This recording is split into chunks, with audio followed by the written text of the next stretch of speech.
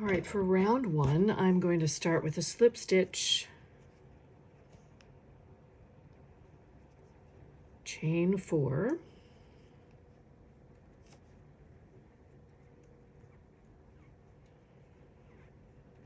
and then slip stitch to the first chain to form a ring. All right, I start off with a stacked single crochet, a stacked single crochet, but you can certainly start with chain 3 if that's what you prefer. So to work the stacked single crochet, I insert my hook in the ring, yarn over, pull up a loop, yarn over, pull through 2 loops, that is the bottom single crochet. Then I insert my hook in that left vertical bar, yarn over, pull through, and yarn over and pull through 2 loops, that's the top single crochet, and I have a stacked single crochet. To finish that first granny stitch, I'm going to work 2 more double crochet into the ring.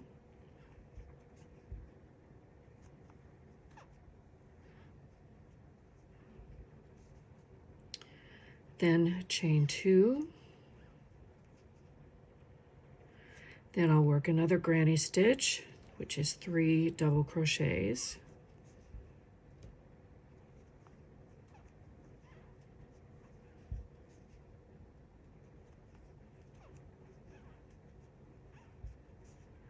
Chain 2. Work a third granny stitch in the ring.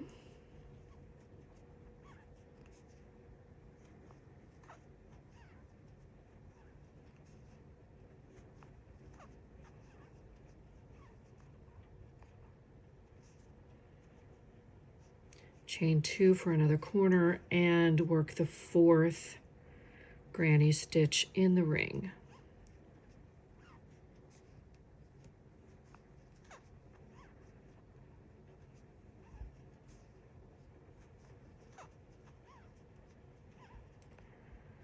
Chain 2 to finish off the last corner, and just checking, so I have 1, 2, 3, 4 granny stitches, chain 2, chain 2, chain 2, chain 2, and to finish the round, slip stitch to the top of that first stitch.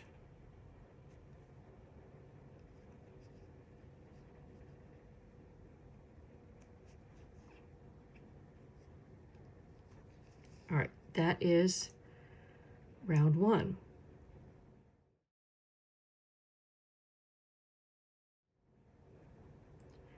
For round 2, I'm going to start with a stacked single crochet in the very same stitch. Again, if you want to use a chain 3, you certainly can. So in that same stitch, I'm going to work that stacked single crochet.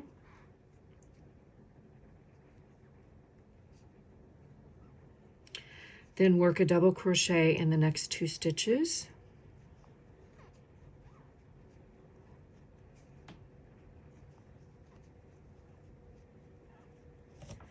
And in the corner, I'm going to work 2 double crochets.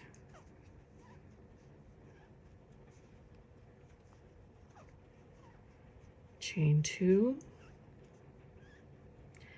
and 2 more double crochets for the corner.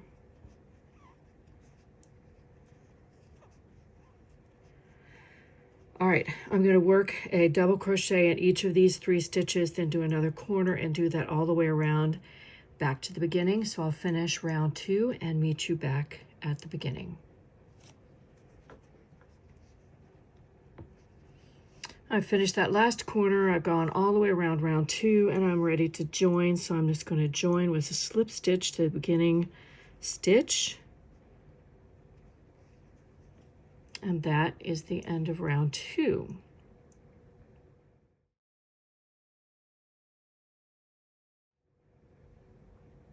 Round 3 is basically just a repeat of round 2, so I'm going to do a stacked single crochet in that very same stitch.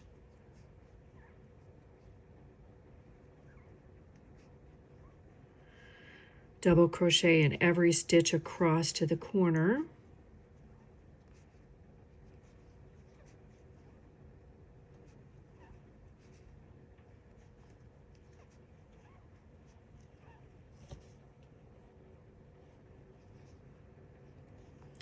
Then when I get to the chain 2 corner in it, I'm going to do the same thing I did for round 2. I'm going to work 2 double crochets,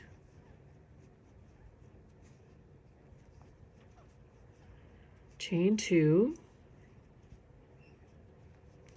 and another 2 double crochets.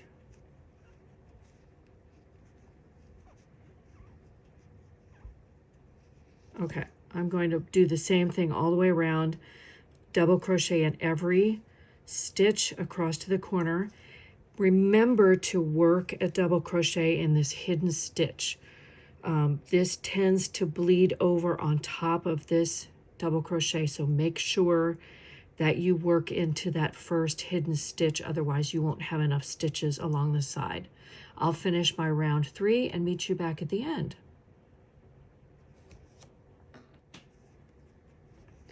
Back at the end of round 3, or the beginning, whichever you prefer, and I've done that last corner. I still have 2 more stitches to work into that hidden stitch and the last unworked stitch. Once I do that, I'm going to join with a slip stitch to the top of that stitch right there, like so. So to finish off, this is the end of the square. So there's your 3 rounds. And I'm going to show you how to do an invisible join, because this will help you when you're sewing these squares together. So I'm going to clip my yarn, pull that yarn end back through to this side, thread it onto my tapestry needle,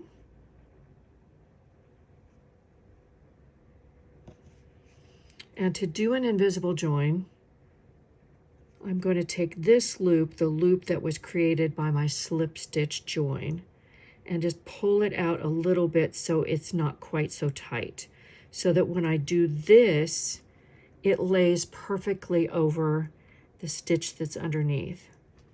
So to make the invisible join, I'm going to skip this stitch here and insert my needle under the top loops of the next stitch and pull through.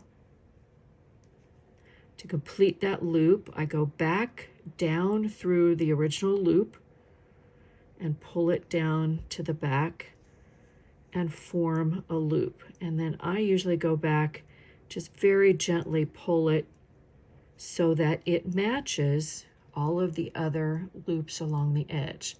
And then after that, I would weave in my ends. All right, so that is the square and the invisible join.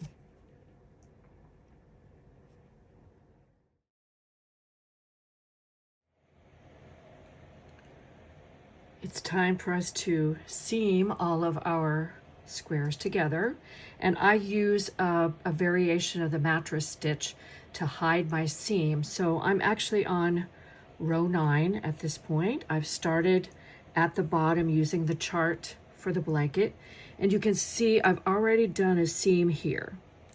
Across the seam, basically I can use any color yarn I want, and if I do it correctly, it pulls those loops together and completely hides the seam. So I'm going to show you how to start it and how to work across a seam. So what I've done is I've taken my tapestry needle and I've threaded on a length of yarn. It's pretty long when I start the row, because I want to choose a piece of yarn that's at least as wide as the blanket and then some, because I don't want to have to start a new piece of yarn in the middle of the row. So to start, it so happens that I'm going to be attaching a yellow square at this point. To start, I'm going to take this chain 3 corner and I'm going to insert my hook with just one loop caught in, down through and then back up through the middle chain. And I'm going to pull my yarn all the way through that and leave a tail just long enough that I can tug on. So I'm going to leave about this much of my tail to tug on later. All right, so now I'm going to go over to the square that I'm going to join and find the corner that I'm going to work into there. So I have 3 chains. This time I'm going to go down into the middle chain and up through the last chain of the corner. And I'm going to pull that all through until it's almost connected. Back over to the first side, down through the middle chain, the one that I've already come up out of, I'm going back down through it, and then up out of the next chain. And pull that through, like so. And I'm just going to keep going back and forth. So in through the stitch that I just came out of, down and up through the next stitch, and pull that through.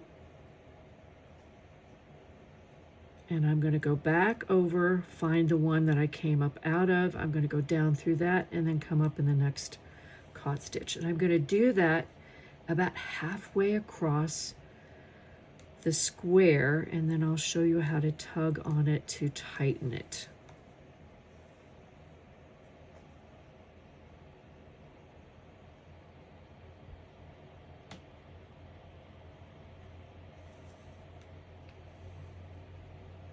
So it looks like I'm just stitching underneath, but I'm actually going in and coming out.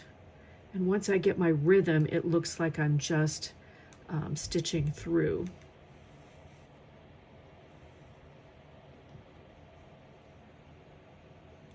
And I just keep going back and forth until I've reached the point where I can tug.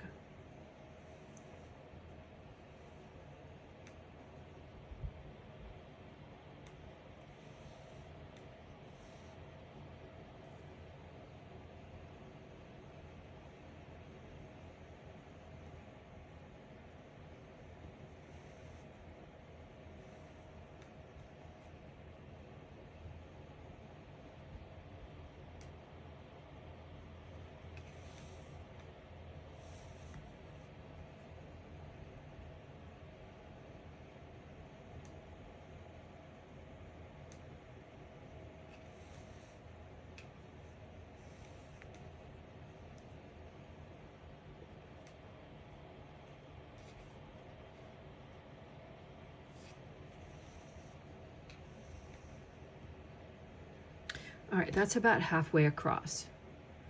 So now to make that stitching disappear, I pull on this end and I pull on this end and I pull those squares together. Now sometimes I have to help it a little bit, so I'm going to hold that down and pull that way, hold this down and pull from the other direction, pull it out just to make sure that it's not bunched, and you'll see that that stitching disappeared.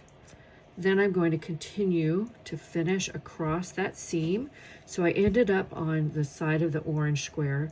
So I'm going to go down through the yellow, back up,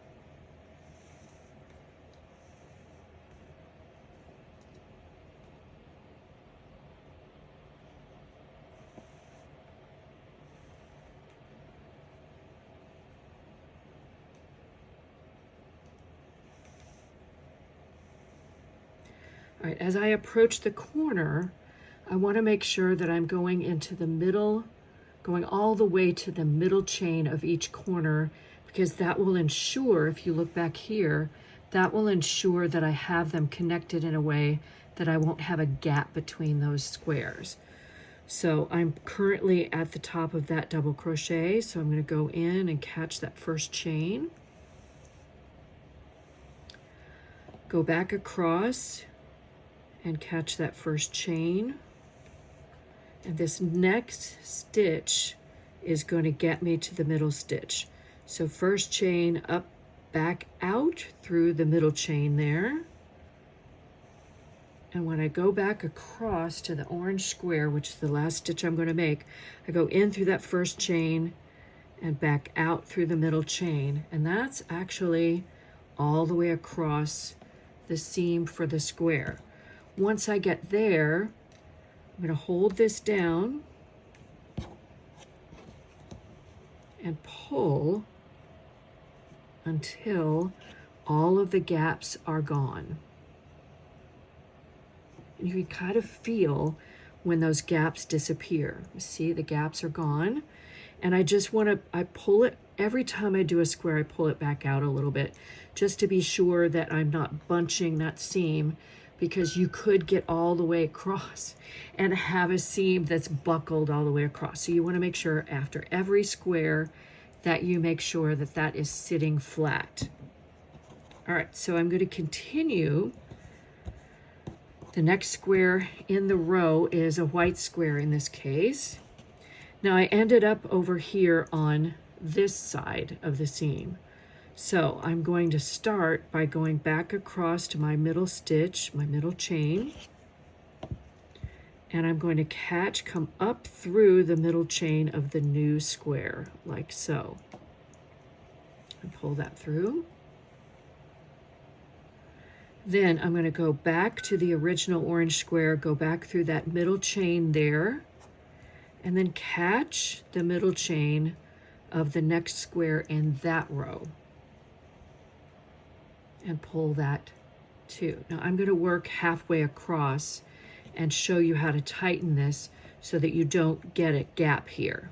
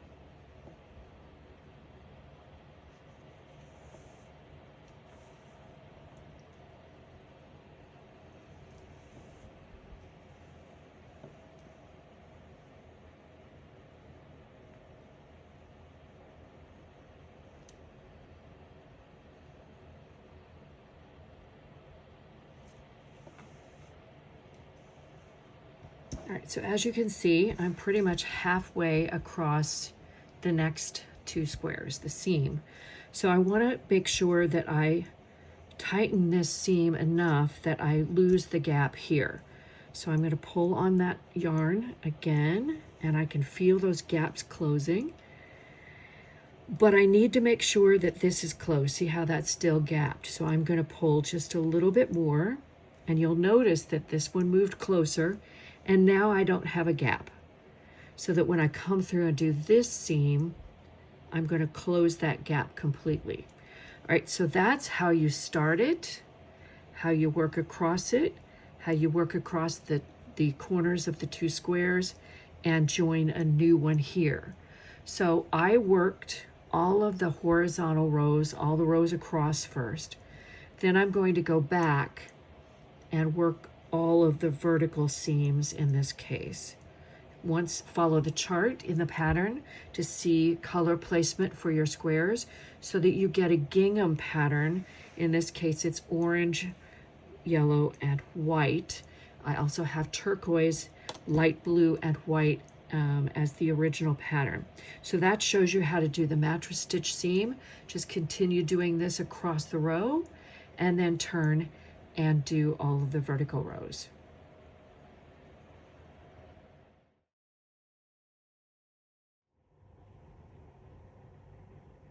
So once you have all of the squares sewn together according to the chart, you're going to put the border on. The border is a simple single crochet border. Just a few rounds. The pattern will tell you how many rounds to do. All you do is attach the yarn in any stitch along the side. So it doesn't matter where you start.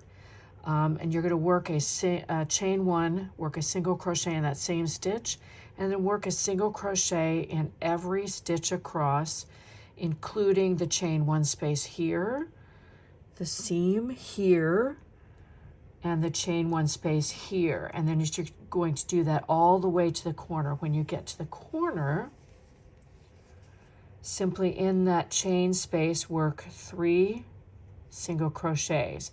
And you're going to do that all the way around the blanket. Once you get back to the end of round 1, you simply join with a slip stitch to that very first stitch, and you'll continue working those same single crochet rounds as you did before. Let me show you one more thing. So in the second round and subsequent rounds, you're going to be asked to work those 3 single crochets in the middle stitch of the corner. So you see here I have 1, 2, 3. The middle one is this one. So when you're asked to work 3 single crochets to form the corner, it's going to be this one right here, and it's going to be the same in every round as you work out. So just remember that that middle stitch is here. You can do the border in any color combination that you like.